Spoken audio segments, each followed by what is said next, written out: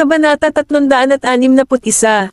Sabay-sabay na lumabas ang 5 maliliit na bata sa kanilang silid na bitbit ang kanilang mga school bag. "Mommy, ready ka na ba? Handa na tayong lahat," nakangiting sabi ni Gavin habang nakatingin kay Erisa. "Yup, ready na rin ako. Bumaba na tayo para mag-almusal." Ngumiti ng magiliw si Erisa. "Mommy, masama pa ba ang pakiramdam mo?" Tumangala si Zachary sa kanyang ina at nagtanong. "Okay na ako ngayon," sagot ni Erisa sabay himas sa ulo ng anak. Saglit ding pinagmasdan ni na Oliver at Jasper ang kanilang mommy at napansing mas maganda nga ito kaysa kanina. "Mommy, bakit bigla kang nilanat kagabi?" Napataas ang kilay ni Erisa nang marinig iyon. Kung tutuusin ay hindi rin niya alam ang dahilan at iniisip kung dahil ba iyon sa bangungot na natamo niya. "Mommy, may pasok ka ba ngayon?" Kumunat ang noo ni Jessie, nag-aalala para sa kalusugan ng kanyang mommy. "Mommy, dahil masama ang pakiramdam mo kagabi, hindi ka dapat pumasok sa trabaho ngayon." Sumulyap si Zachary kay Benjamin habang kausap si Erisa. Nang masalubong ni Benjamin ang mga mata ng kanyang anak, itinaas niya ang kanyang mga kilay.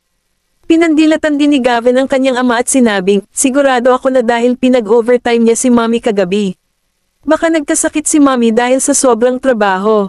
Wala itong kinalaman sa daddy mo." Paliwanag ni Erisa sa bata, nag-aalalang lumala ang tensyon sa pagitan ng mag-ama. "Binigyan niya ako ng day off ngayon kaya hindi ko na kailangang pumasok sa trabaho." "Talaga?" Tanong ni Oliver na nanlalaki ang mata sa likod ng salamin. "Oo," tumango si Erisa, "mas katulad niyan," sabi ni Jasper, palihim na sumulyap kay Benjamin. Naaliw ang lalaki nang makitang nasa panig ni Erisa ang mga bata at tinuturing siyang parang kaaway. "Pasensya na mga bata, kasalanan ni daddy kung hindi niya inaalagaan si mommy. Ano ang silbi ng paghingi ng tawad?" Tumango si Gavin. "Tigilan mo lang ang pag-utos sa mommy ko na gawin ang kahit ano."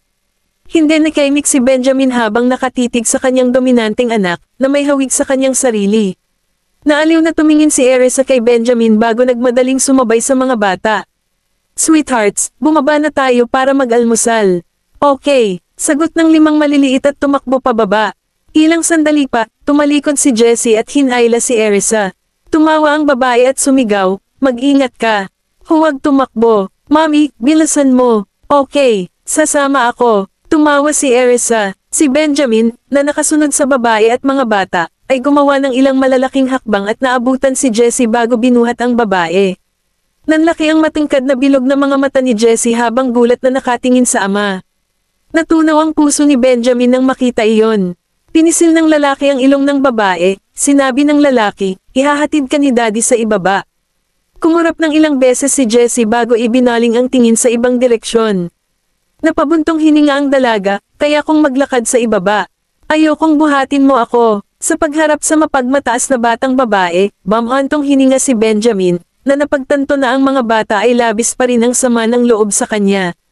Nang maramdaman ang nagtatanong na tingin ni Benjamin, nagkunwaring hindi ito nakita ni Erisa at kinuha si Jessie mula sa kanyang mga bisig. "Ihahatid ka ni mommy." Isang kaibig-ibig ng ngiti ang agad na lumitaw sa mukha ng dalaga nang sumagot ito ng, "Yay." "Okay." Hindi naiwasang makaramdam ng selos si Benjamin nang makita kung gaano kasaya ang kanyang anak. Sa katunayan, ang mga bata ay palaging todong ngiti sa presensya ni Erisa.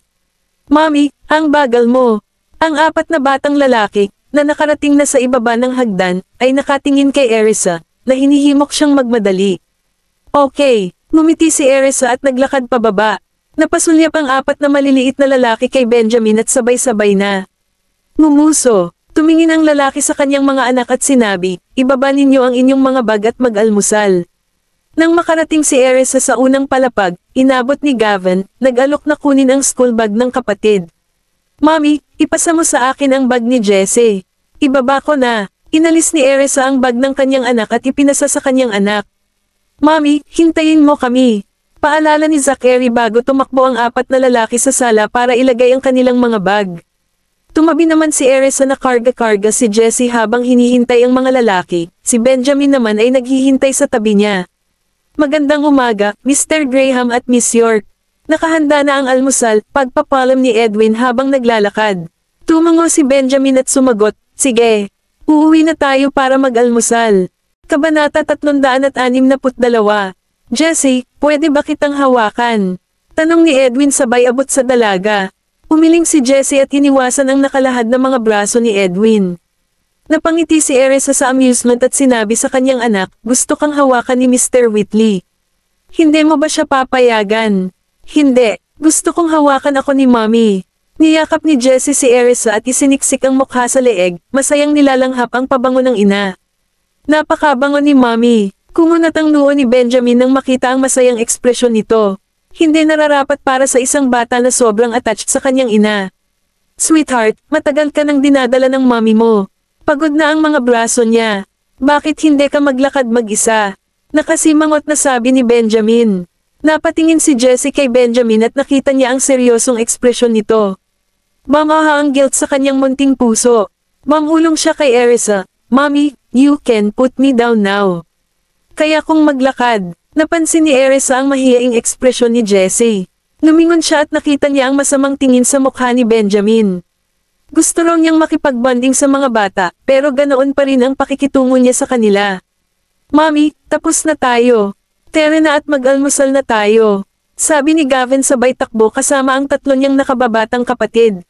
Tara na, pinatayo ni Erisa si Jessie. Tuwang-tuwang tumakbo ang 5 bata sa unahan at masunuring umakyat sa kanilang mga nakatalagang upuan.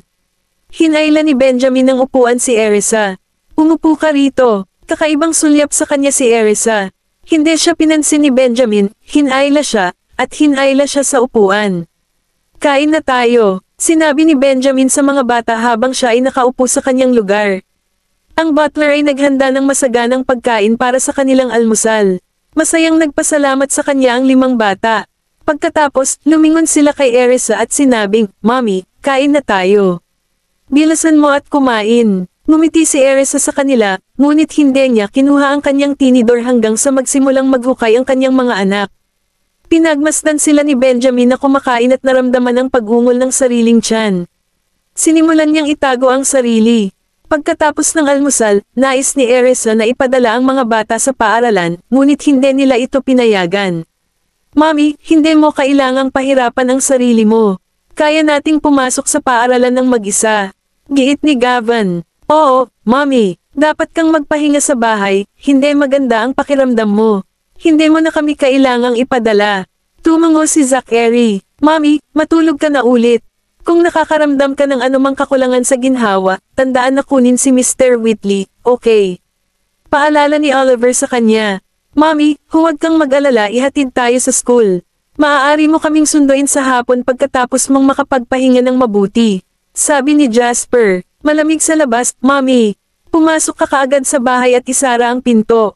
Huwag mong hayaang makuha ka ng malamig na hangin. Sabi ni Jessie, tinulak ang kanyang ina patungo sa pinto. Natunaw ang puso ni Erisa sa ipinakitang pag-aalala ng 5 anak. Sige, sumakay ka na sa kotse dali. Siya urged. Papasok ako sa loob pagkatapos mong pumasok sa paaralan. Kinuha niya ang mga bag nila at hinayla patungo sa sasakyan. Binuksan ni Benjamin ang pinto ng kotse para makapasok ang 5 bata. Pagkatapos, kinuha niya ang mga bag nila kay Erisa at inilagay sa trunk ng sasakyan. Tumahimik ka at isuot ang iyong mga seatbelt. Paalala ni Benjamin sa mga bata. Sumunod silang 5 at tahimik na umupo sa kanilang upuan. Kumaway sila kay Erisa na nakatayo sa may front door. Bye, Mommy. Alam, mga shota ko. Maging mabuti sa paaralan. Nakangiting kumaway sa kanila si Erisa. Oo, Mommy. Ganting sigaw ni Zachary sa kanya at masayang ngumiti. Isinara ni Benjamin ang pinto ng sasakyan at lumingon kay Erisa. Ihahatid ko sila sa school. Magpahinga ka sa bahay. Huwag mag-alala tungkol sa trabaho. Kukunin ko si Ethan na bahala dito. Salamat, Mr. Graham. Nagpasalamat si Erisa. Sinamon siya ng tingin ni Benjamin. Inilabas niya ang necktie niya sa bulsa at ibinigay sa kanya. Tulungan mo akong itali ito. Nanlaki ang mata ni Erisa sa gulat. Ikinabit niya ang kurbata sa kanyang leeg at nakabuo ng maayos na buhol. Bahagyang yumuko si Benjamin sa kanyang mga tuhod upang hindi siya magtipto. Bahagyang hinigpitin ni Erisa ang pagkakabuhol sa kanyang leeg. Nakatayo sila ng sobrang lapit na nararamdaman niya ang mainit nitong hininga sa kanyang pisngi. Napaatras si Erisa at nahihiyang ibinaba ang mga mata. Napatingin si Benjamin sa mahiyain niyang ekspresyon. Siya ay isang kagandahan, at ang kanyang puso ay natunaw ng kaunti. Iniunat niya ang kanyang kamay at marahang inipit ang isang hibla ng buhok nito sa likod ng kanyang tainga. Itinaas ni Erisa ang kanyang ulo at nakita ang sarili na nakatingin sa mga nanlilisik na mata ni Benjamin. Kabanata 363. Biglang tumibok ang puso ni Erisa. Umiwas siya ng tingin at mabilis na tinapos ang pagkakabuhol ng kurbata nito. Sige, diyan ka na. Sabi niya, lumayo kay Benjamin. Tinitigan ni Benjamin ang kanyang pink-tinged cheeks at lumapit sa kanya. Nagulat si Erisa sa biglaang paggalaw nito. Muli siyang napaatras at nagtatakang tumingin sa kanya. Hindi ka ba magpapalam sa akin? Tanong ni Benjamin sa seryosong tono. Ang hindi matitinag niyang mga mata ay nagpalalim ng kulay sa pisngi. Palam, Mr. Graham. Bahagyang natawa si Erisa sa kanyang kahilingan. Napagtanto ni Benjamin na pinapayapa lang siya nito. Kumunat ang noo niya. Umayos siya ng tayo at bahagyang tinapik ang maselang dulo ng ilong nito. Magpahinga ka muna sa bahay. Bumilis ang pintig ng puso ni Erisa sa kanyang intimate gesture. Sumakay si Benjamin sa driver's seat at umalis. Bye, Mommy. Ang mga bata ay nagkore sa nakababang bintana, kumakawi sa kanya. Palam, mga syota ko. Manatiling ligtas, tawag ni Erisa. Pinagmasdan niya ang sasakyan na nawala sa abot tanaw. Habang hinahatid ni Benjamin ang mga bata sa paaralan, tinawagan ni Erisa si Bradley at hiniling na sunduin siya. Makalipas ng kalahating oras, umalis na rin si Erisa sa tirahan ng Graham. Nang mapansin ni Edwin na lumabas ng bahay si Erisa sa halip na magpahinga at magpagaling sa bahay, mabilis niyang tinawagan si Benjamin. Bumagsak ang mukha ni Benjamin nang malaman niya iyon, hindi lang si Erisa ang lumabas ng bahay, ito ay isang lalaki ang sumando sa kanya. I'll get the bodyguards to tail her. Di nagtagal, nagpadala ng video ang bodyguard sa telepono ni Benjamin, at nakita niyang ang nagmamaneho kay Erisa ay si Bradley. Nakakunot ang noo ni Benjamin habang pinapanood ang video. Saan sila pupunta? Boss, saan tayo pupunta? Tanong ni Bradley kay Erisa. Hindi siya nagkaroon ng pagkakataong magtanong sa kanya kanina, dali-dali siyang lumapit para sunduin siya nang matanggap niya ang kanyang tawag sa telepono. Pupunta tayo sa detention center. Sagot ni Erisa. Alam mo ba kung saan ito? Tumango si Bradley bilang sagot. Magaling siya sa mga direksyon. Oo, sabi ni Bradley. Boss, banibisita mo ba si Miss Adams? Napatingin sa kanya si Bradley na nagtataka. Tumango si Erisa. May itatanong ako sa kanya. Tahimik silang hinatid ni Bradley sa detention center. Hindi nagtagal ay nakarating na sila sa kanilang destinasyon. Nagparehistro si Erisa bilang bisita at hinintay si Dana na may pasok sa silid. Miss Adams, may bisita ka. Naningkit ang mga mata ni Dana. Tuwang-tuwa siyang tumayo at nagtanong, si Erisa ba? Oo, dali-dali, utos ng guard. Nagmamadaling sinundan ni Dana ang guard. Nandito na siya sa wakas. Kung nandito si Erisa ibig sabihin may chance pa akong makalabas. Sinundan ni Dana ang guard papunta sa kwarto kung saan naghihintay si Erisa. Nakaupo si Erisa sa isang upuan sa likod ng mesa. Napangisi si Erisa nang makita kung gaano kalayo ang pagkahulog ni Dana sa grasya. Malamig niyang tinitigan si Dana habang nakaupo sa tapat niya. May 10 minuto ka, sabi ng guard. Tahimik siyang nakatayo sa tabi ng dingding, pinapanood sila. Ngumiti nang nakakaloko si Dana. Nakita niyang maayos ang pananamit ni Erisa at mukhang malusog, at naramdaman niya ang paglaki ng sama ng loob sa kanya. Kaya, sa wakas ay dumating ka upang makita ako. Malamig na tinitigan siya ni Erisa. Wala ka bang sinabi para i-provoke ako na pumunta dito? Anong gusto mo? Kung mapapaalis mo si Benjamin sa demanda, sasabihin ko sa iyo ang totoo. Nagniningning ang mga mata ni Dana sa determinasyon at bakas ng kabaliwan. Kumunat ang noo ni Erisa. Imposible yan. Pagkatapos ng lahat ng ginawa niya sa akin, paano ko, bilang isang ina, isusuko ang pagkakataong ito? Na makita siyang pagbayaran sa kanyang masamang gawa. Tumawa si Dana at itinoon ang tingin kay Erisa. Sa tingin mo ba sinabi ko ang sinabi ko para lang pasayahin ka? Sinasabi ko sa iyo ang totoo. Hindi mo ba natatandaan kung ilang sanggol ang isinilang mo? Walang ekspresyon na tinitigan siya ni Erisa. Itinatago ang gulat na nararamdaman. Nag-alala si Dana sa kawalan ng pakialam ni Erisa sa kanyang isiniwalat. She gritted her teeth and continued, to be fair, nahimati ka noon. Hindi nakakagulat na wala kang maalala. Kabanata 364. Hindi ko ine-expect na marami kang isisilang na baby. I just wanted one baby. Mapanuksong sabi ni Dana, sinusubukang i-provoke si Erisa. Ang unang lumitaw ay isang pares ng kambal. Ang mga kamay ni Erisa na nakapatong sa kanyang mga hita ay mahigpit na hinawakan ang kanyang maong. Namumuo ang galit sa kanya. Pero nanganak ka pa ng 4 na sanggol pagkatapos noon. Naisip ko na mas problema iyon kaysa sa halaga, kaya hinayaan ko ang iba na harapin sila. Kambal lang ang iniingatan ko. Pinagmasdan ng mabuti ni Dana ang ekspresyon ni Erisa. Ang mga pako ni Erisa ay naghuhukay sa kanyang mga palad, ngunit wala siyang naramdamang sakit. Ang kanyang pinipigilang galit ay nagbibigay sa kanya ng matinding migraine. Kambal, kinuha ni Dana ang 2 kong anak. Napuno ng pot ang hukay ng tiyan ni Erisa. Kinagat niya ang kanyang mga ngipin. Bakit ako maniniwala sa iyo? Napangiti si Dana at sumagot, kung hindi ka naniniwala sa akin, maaari kang magtanong sa midwife. Hindi ko alam kung bakit hindi niya sinabi sa iyo ang totoo. Siguro natakot siya sa akin. Tutal, tinanggap niya ako ng 10 milyon. Walang ekspresyon na tinitigan ni Erisa si Dana habang pilit niyang pinipigilan ang kanyang emosyon. Sinasabi mo bang nagsilang ako ng 6 na sanggol? Malamig na tanong ni Erisa. Hindi ko alam kung nagsisinungaling siya sa akin, pero gusto ko lang kumpirmahin ang numero. Kukumpirmahin ko ito sa midwife mamaya. Napaisip si Erisa sa sarili.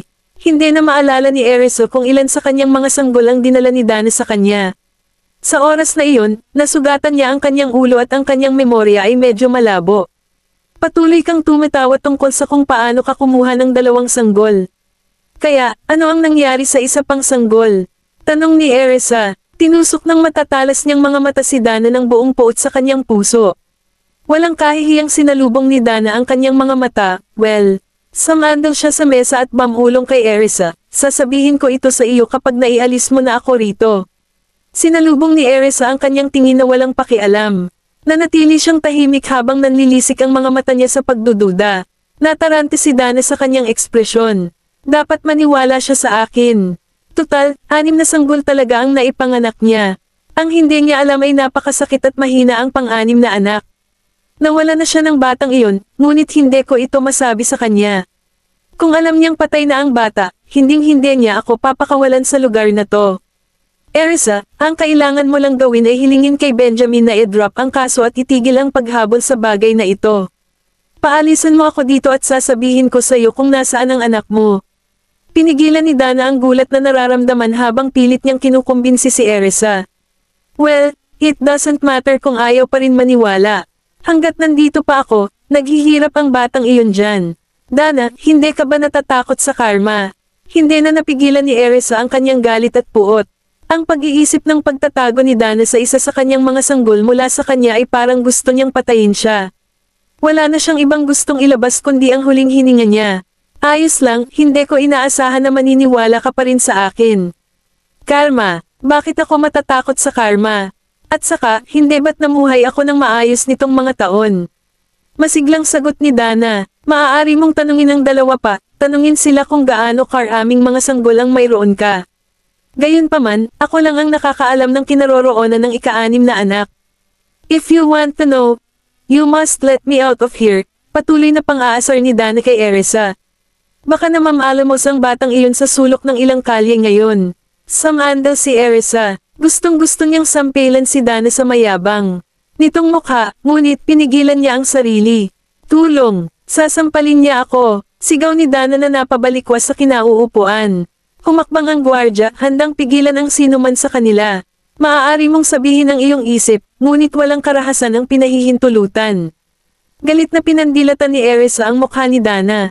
Tumayo siya at sinabing, wala na akong sasabihin sa kanya. Tumalikod siya at lumabas ng kwarto. Erisa, Kabanata 365. Erisa, desperadong tawag ni Dana. Hindi niya alam kung ano ang napagdesisyonan ni Erisa na palayain siya. Huwag mong isipin na nagsisinungaling ako sa iyo. Kung hindi, huminto si Erisa sa pintuan. Dahil narito ako, maaari ko ring pag-usapan silang lahat. Hiniling niyang makausap ang midwife. Ilang sandali pa ay pinapasok na ng isa pang gwardya ang hilot sa silid. Nanlaki ang mga mata niya sa gulat nang makita si Erisa. Malamig na tiningnan siya ni Erisa at sinabing, hindi mo kailangang matakot sa akin, wala akong magagawa sa iyo dito. Hanggat natatakot sila sa akin, hindi nila sasaktan ang mga anak ko. Miss York, ako, hindi inaasahan ng midwife na bibisitahin siya ni Erisa. Napaupo siya na kinakabahan. May itatanong ako sa'yo, sabi ni Erisa. Ano pa ba ang gusto mong malaman? Kay nasabi ko na sa'yo ang lahat. Nauutol na sabi ng hilot. Nanginginig ang buong katawan niya sa takot. Pinagmasdan ni Erisa ang kanyang naguguluhan at nagigilty na mukha, at nanlamig ang kanyang mga mata. Nandito ako dahil hindi mo sinabi sa akin ang buong katotohanan noon. Nanlaki ang mata ng midwife sa gulat at takot. Nako, alam niya. Bibigyan kita ng pagkakataong ipagtapat ang lahat ngayon. Kapalit niyan, paiikliin ko ang sentensya ng pagkakulong mo, alok ni Erisa. Nasabi ko na sa iyo ang lahat. Wala akong pinigilan. Matigas na sabi ng midwife. Ngumuso si Erisa na hindi makapaniwala at tumayo. Sa tingin mo ba napakatigas mo? Hindi ka natatakot sa kamatayan, hindi ba? Tapretuhan ko ang iyong anak ng eksakto kung paano mo pretuhin ang aking anak. Mabilis na itinigil ng midwife ang kanyang pag-iisip. Huwag kang gumawa ng kahit ano sa anak ko. Siya ay inosente. Wala siyang alam. Tumaas ang isang kilay ni Erisa at tinitigan ng midwife gamit ang kanyang bakal na tingin. Magsalita ka. Ang midwife ay tumingin sa paligid ng silid ng ligaw na tila sinusubukang tumakas. Okay. Sasabihin ko sa iyo ang lahat. Umupo si Erisa at hinintay itong magsalita. Tumangging salubungin ng midwife ang kanyang mga mata.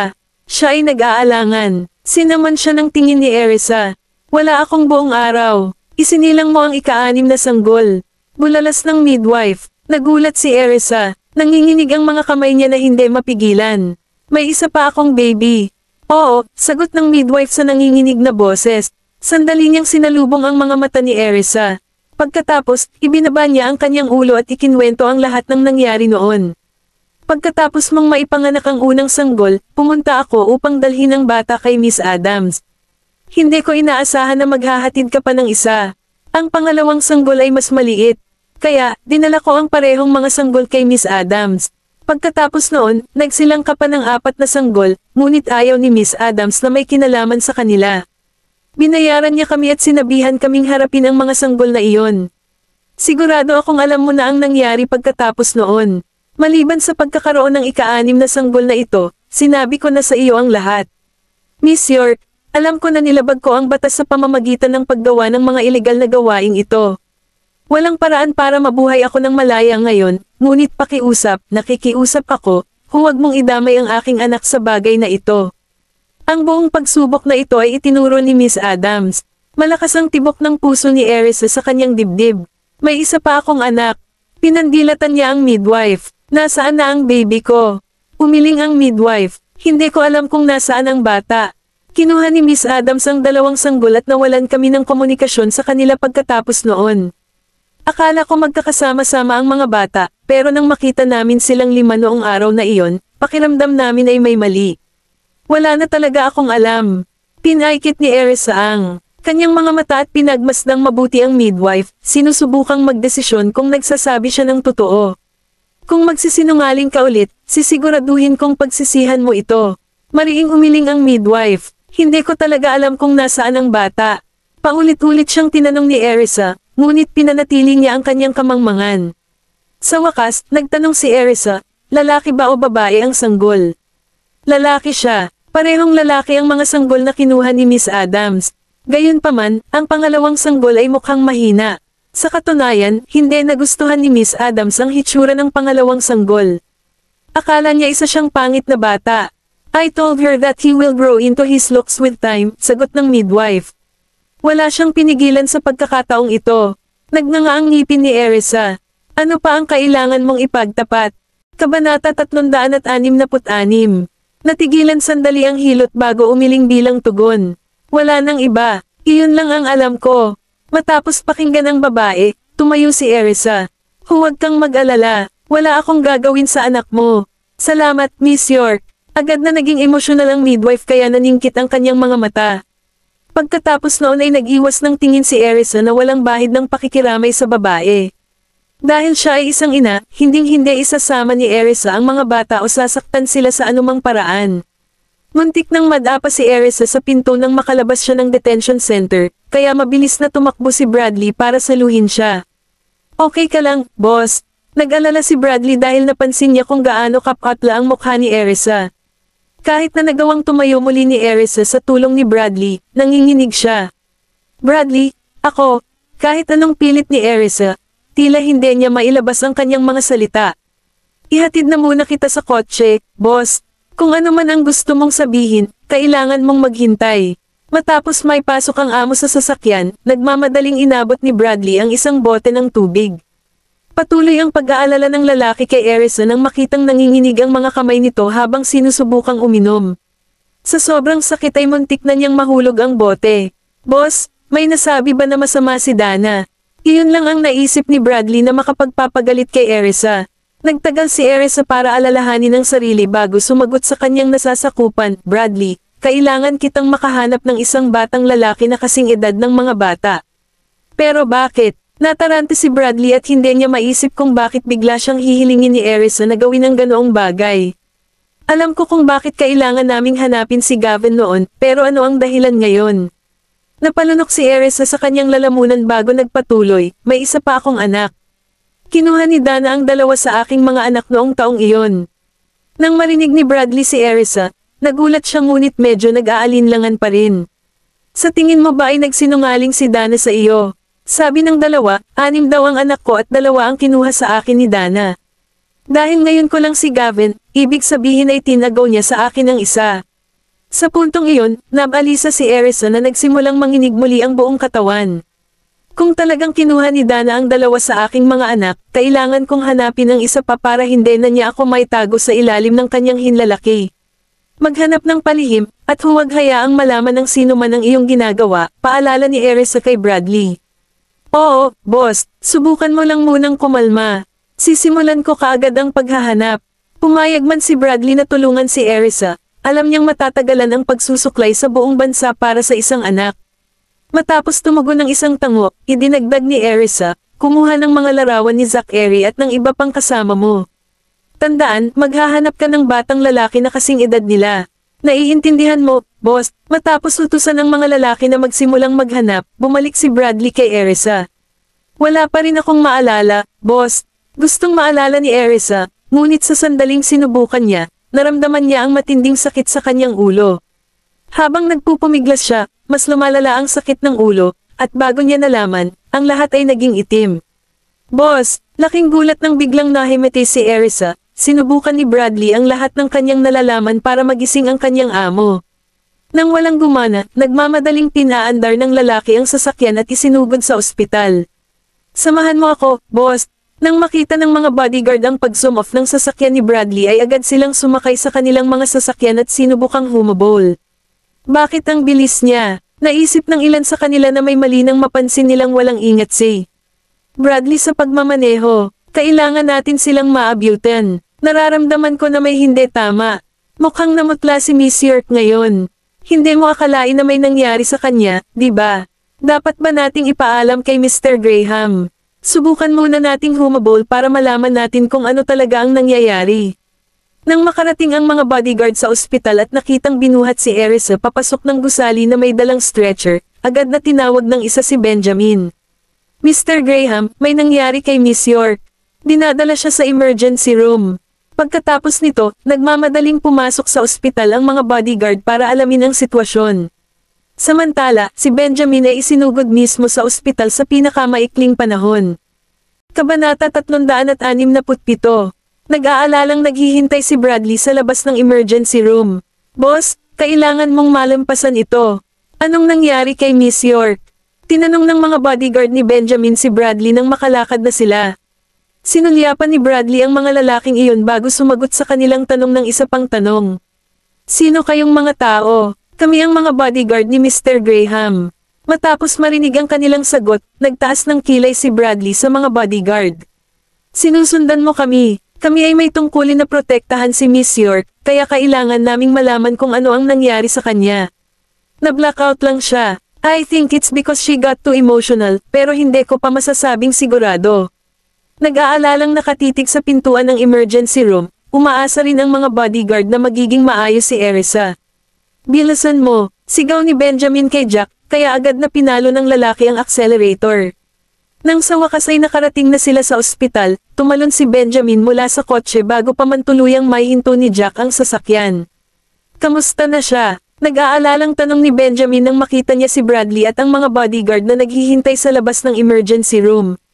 Hindi pa siya lumalabas. When Bradley saw how concerned Benjamin was, he continued, "She probably got too emotional just now." Nagsimula siyang manginig pagkatapos naming umalis sa detention center.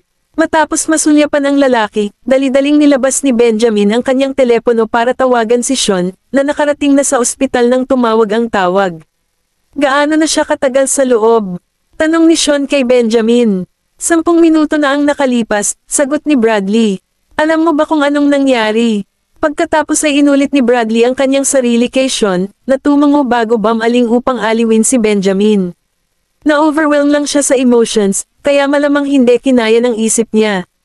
Magiging maayos na siya. Bigyan natin ng oras ang mga doktor.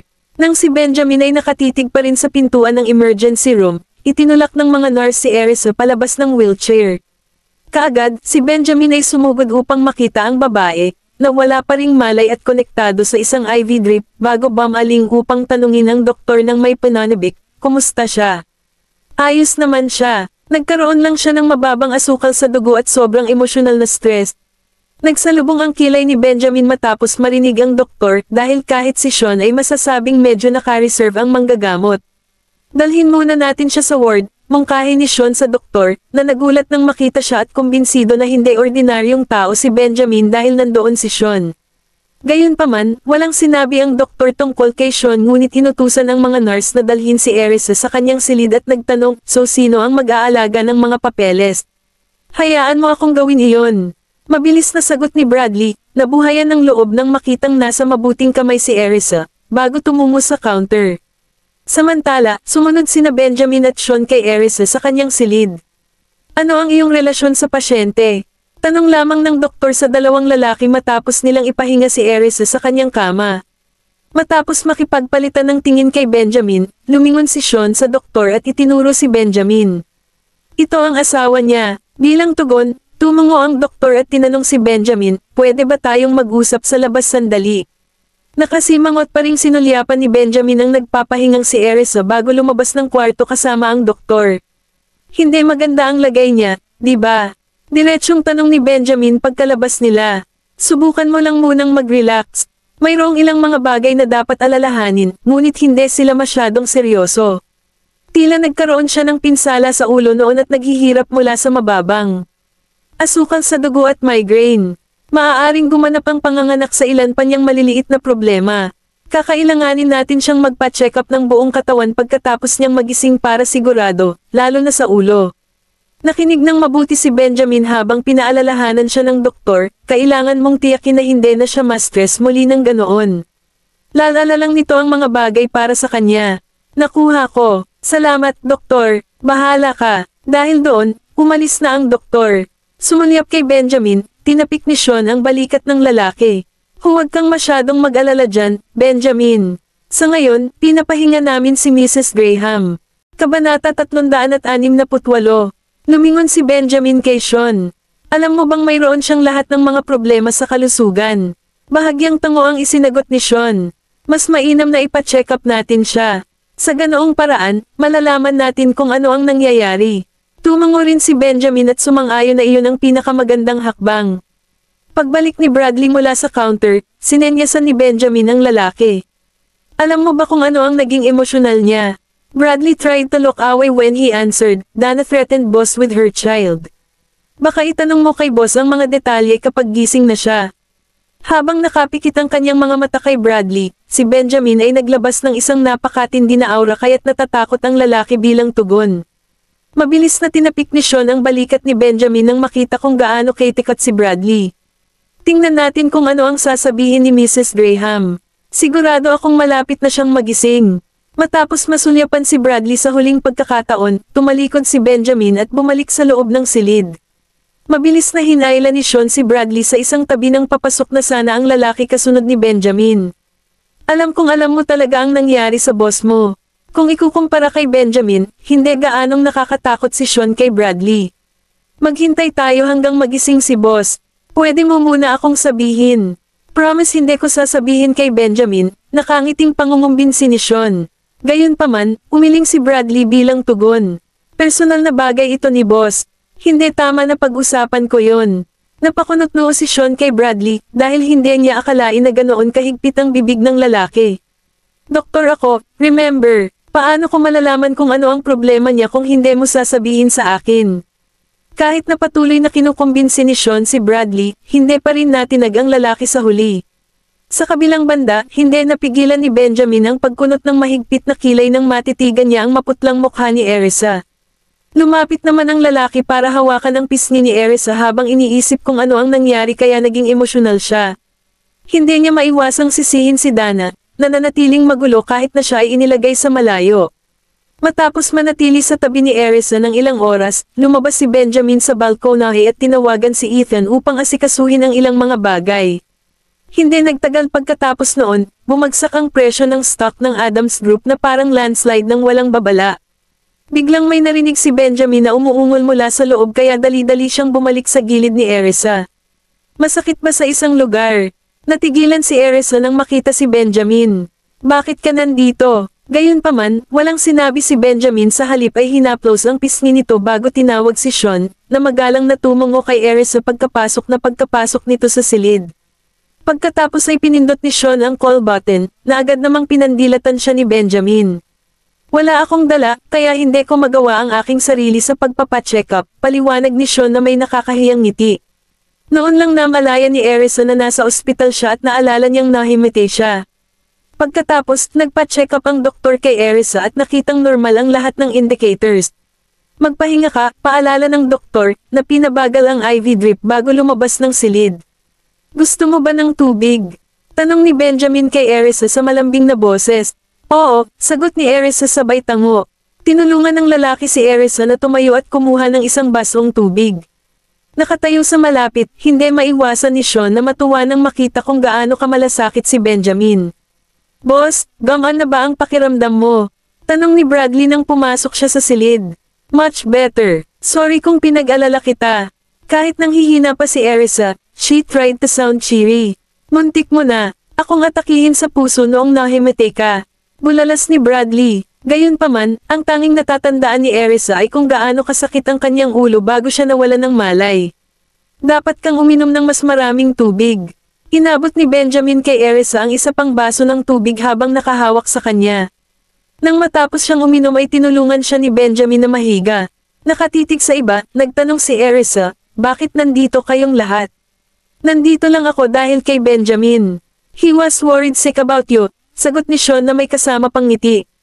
Pagkatapos ay inilipat ni Erisa ang kanyang atensyon kay Benjamin, na agad na iminungkahi, dapat kang magpahinga. Sinenyasan ng lalaki sina Sean at Bradley na lumabas ng kwarto. Matapos magpalitan ng tingin, nagpa siya ang dalawa na gawin ang gusto ni Benjamin dahil maayos naman si Erisa. Kabanata 369. Benjamin, dapat ka na ring umalis, sabi ni Erisa kay Benjamin. Gayunpaman, hindi siya pinakinggan ni Benjamin. Sa halip, umupo ito at tinitigan siya. Sabi ko wag kang magsasalita. Bakit ang dami mong gustong sabihin? Bilisan mo, matulog ka na. Pinagdikit ni Erisa ang mga lobby at masunereng pumikit. Marahil, ito ay dahil sa epekto ng IV drip na nakakabit sa kanyang braso, nakatulog siya sa loob ng ilang minuto. Nanatili si Benjamin sa tabi ng kanyang kama at sinusubaybayan ng likido sa IV drip. Hindi. Ibalik mo sa akin ang anak ko. Bigla, nagsimulang magtapon si Erisa sa kama, sumisigaw. Mabilis na hinawakan ni Benjamin ang mga braso ni Erisa at inaliw siya, nandito na silang lahat at okay. Pagkatapos, nagsimulang umiyak si Erisa. Nakaramdam ng kirot sa puso si Benjamin nang mapansin niya kung gaano siya karupok. Hawak siya sa kanyang mga braso, marahang pinunasan niya ang kanyang mga luha at bamulong. Ayos ka lang. Huwag kang umiyak. Naaaliw siguro ang boses nito sa kanya dahil unti-unti itong kumalma at tumigil sa pag-iyak. Kasunod noon ay nakatulog ulit siya. Patuloy na nanatili si Benjamin sa kanyang tabi habang inaayos ang kanyang sulat. Maya-maya, tinawag ng mga bata si Erisa. Kaagad, kinuha ni Benjamin ang nagriring na telepono at bamulong, Gavan. Walang tunog sa kabilang dulo ng linya dahil malamang nakailanganin ng tumatawag kung maling numero ang nadial niya. Pagkaraan ng ilang sandali, sa wakas ay sumagot si Gavin, bakit mo sinasagot ang telepono? Nasaan si Mommy? Ngumuso siya, nakauwi na si Daddy. Tulog ang nanay mo, paliwanag ni Benjamin. Oh, natutulog pa siya, tanong ni Gavin. Sa telepono, naririnig din ni Benjamin ang mahinang boses ni Zachary. Sa tingin ko nagsisinungaling siya sa atin at sinadya niyang pigilan tayo na makipag-usap sa kanya. Agad na nagdilim ang mukha ni Benjamin. Nakatulog kasi siya sa pagod. Bakit ka tumatawag? Wala. Natigilan si Gavin. Okay, I'm going to end the call. Paalam. Matapos ibaba ni Benjamin ang telepono, hindi niya alam kung paano magre-react. Napatingin siya sa orasan at napansin niyang hapon na. Malamang tumawag sila para tingnan kung kumusta na si Erisa. Nang makitang tulog pa rin si Erisa, tumayo si Benjamin at lumabas ng kwarto. Hindi pa umalis sina Sean at Bradley at magkasama pa rin silang naglalaro sa labas.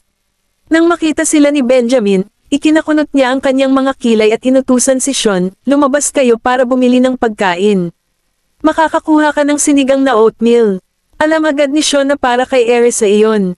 Hindi ka ba kakain? Pumunta ka na. Mariing utos ni Benjamin bago tumalikod para bumalik sa ward. Halika na. Kumuha tayo ng pagkain. Sinenyasan ni Sean si Bradley na sundan siya, ngunit sinulyapan ng huli ang ward at bamulong. Natutulog pa ang amo ko. Gising na siya pagkabalik namin may dalang pagkain.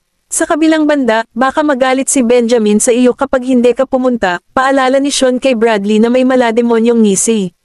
Nalilito sa mga salita ni Sean, nagtanong si Bradley, bakit magagalit si Mr. Graham sa akin? Ano sa tingin mo? Sinaman siya ng tingin ni Sean. Agad namang nanlaki si Bradley at sinubukang magdahilan. Gusto ni boss na bigyan ko siya ng elevator. Kahit hindi niya ako tanungin, tatanungin niya sana sa iba. Bilang tugon, ngumiti si Sean. Tara na at kumuha na tayo ng pagkain. Sa ward, umupo si Benjamin sa tabi ng kama at pinanood si Erisa na natutulog. Mukha siyang payapa at maamo. Ilang sandali pa, nag-flash ang mga pilikmata ni Erisa, at ilang segundo lang ay nagising siya. Nang imulat niya ang kanyang mga mata, sinalubong siya ng tingin ni Benjamin na nakatitig sa kanya. Dahil sa gulat ay mabilis siyang napaupo. Dahan-dahan lang, mabilis siyang. Tinulungan ni Benjamin na tumayo at inayos ang unan sa likod niya. Bumabuti na ba ang pakiramdam mo? Oo, naantig si Erisa na nandoon pa rin siya. Sinubukan niyang bumangon sa kama ngunit pinigilan siya ni Benjamin.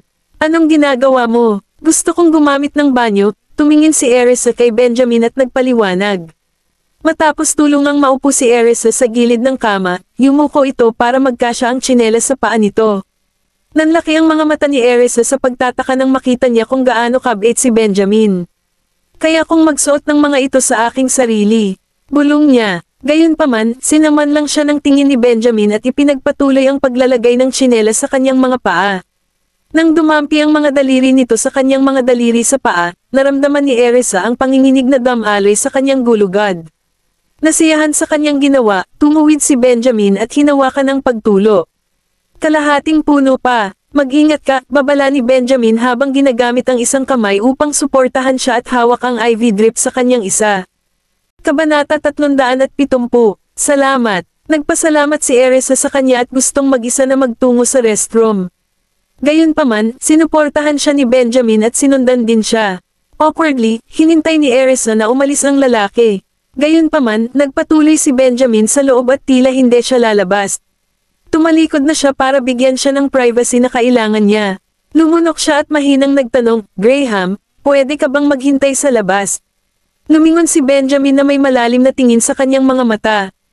Bilasan mo, napatulala si Erisa, at naging kasing pula ng kamatis ang mukha. Paano ko magagamit ang banyo kung nandito ka pa? Kumunat ang noo ni Benjamin at sumagot, bakit ka nahihiya? Bilasan mo, ang sakit na ng kamay ko. Nasa kamay pa rin niya ang bag ng IV drips. Pagtingin sa dingding, bamulong si Erisa, maaari mo itong isabit sa dingding. Sa kasamaang palad, kumilos si Benjamin na parang hindi niya narinig at nagpatuloy sa pagtayo doon na nakatalikod sa kanya. Dahil sa hiya, napakagatlobi si Erisa. Kailangan kong gumamit ng banyo ngayon. Kapag nakipagtalo pa ako kay Benjamin, baka maiihi ako sa pantalon ko.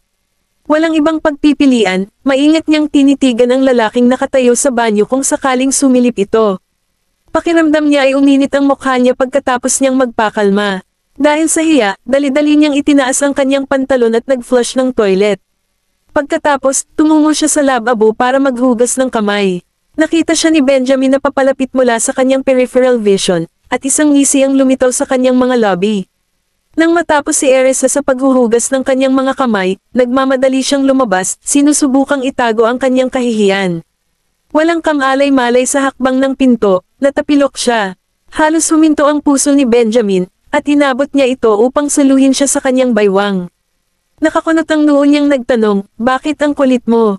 Sinaktan mo ba ang sarili mo? Hindi, tumayo si Erisa, walang ano-ano, inabot ni Benjamin ang IV drip sa kanya at inutusan, kunin mo ito. Naguguluhan man si Erisa sa hiling nito ay tinanggap pa rin niya ito. Bago niya alam, inalis siya ni Benjamin at binuhat. Oh, sigaw ni Erisa, pagtingin niya sa babaeng nasa braso niya, pinatahimik niya ito. Agad namang tumahimik si Erisa. Nakapikit lang siya na parang kaawa-awang bata. May bakas ng saya sa mga mata ni Benjamin. Nang magtama ang mga mata ni Erisa kay Benjamin, mabilis itong umiwas ng tingin at nahihiyang ibinaba ang ulo. Kasabay nito, nakita ni Erisa ang dugo na dumadaloy pabalik sa IV drip, at ang kanyang puso ay lumaktaw sa isang tibok. Di dugo. Nakaramdam siya ng kakapusan ng hininga at gusto niyang himatayan sa gulat. Nang makita ito ni Benjamin, nagbago ang kanyang ekspresyon, at mabilis siyang humakbang patungo sa kama. Pagkababa niya ay mabilis niyang inayos ang IV drip sa lugar. Pagkatapos, dahan-daang umagos pabalik ang dugo. Okay na ang lahat ngayon. Napatingin sa kanya si Erisa na hindi pa rin sigurado. Bilang tugon, tumawa si Benjamin. Hemophobia ka ba? Dahan-daang ibinaling ang kanyang tingin sa pagtulo, tuluyang nakahinga ng maluwag si Erisa nang mapansin niya ang pag-agos ng dugo pabalik. Nakakatakot, nagulat ako sa biglaang nakita ko. Hindi nakipagtalo sa kanya si Benjamin at binuhusan siya ng isang basong tubig. Nagugutom ka ba? Same time na tumango si Erisa sa kanyang direksyon.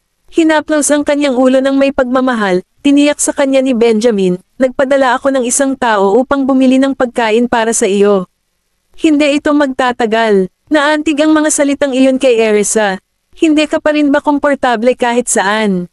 Namula si Erisa at nakaramdam ng mas alerto kaysa dati habang nakatitig sa kanya si Benjamin. Hindi, umiling siya. Inayos ni Benjamin ang pagtulo at nagpaalam sa kanya, kanina, tinawagan ka ni Gavan. Dahil tulog ka, hindi nakita Jin Aiseng. Nang marinig iyon, balis ang hiniblat ni Erisa ang kanyang telepono para ibalik ang tawag ng kanyang anak.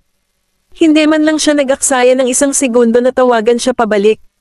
Napakunot ang noo ni Benjamin sa mga kinikilos niya. Sa sandaling matanggap ni Gavin ang tawag ni Erisa, excited niyang ibinalita, tumatawag si Mommy. Sabay-sabay na sumugod sa kanya sina Zachary, Oliver, Jasper, at Jesse. Sagutin mo ang tawag niya ngayon. Tumango ang panganay na anak at sinagot ang kanyang tawag at inilagay ito sa speaker mode. Ang 5 bata ay nag-chorus, Mommy. Ito ba si Mommy? Napahagik at si Erisa sa matatamis nilang boses at malumanay na tumugon, Oo, ako ito. Sweethearts, narinig kong tinawag mo ako kanina. Oo, dagdag pa ni Gavin, pero si Daddy ang sumagot, hindi ikaw. Standing beside Erisa, tumibok ang puso ni Benjamin nang marinig ang tawag sa kanya ng bata. Nakatulog ako kanina, kaya hindi ako nakatawag sa telepono, paliwanag ni Erisa. Mommy, gamaan na ba ang pakiramdam mo? Tanong ni Zachary dahil sa pag-aalala. Oliver also probed, Mommy, hindi ka rin dapat magstay sa kama. Dapat lumipat ka rin.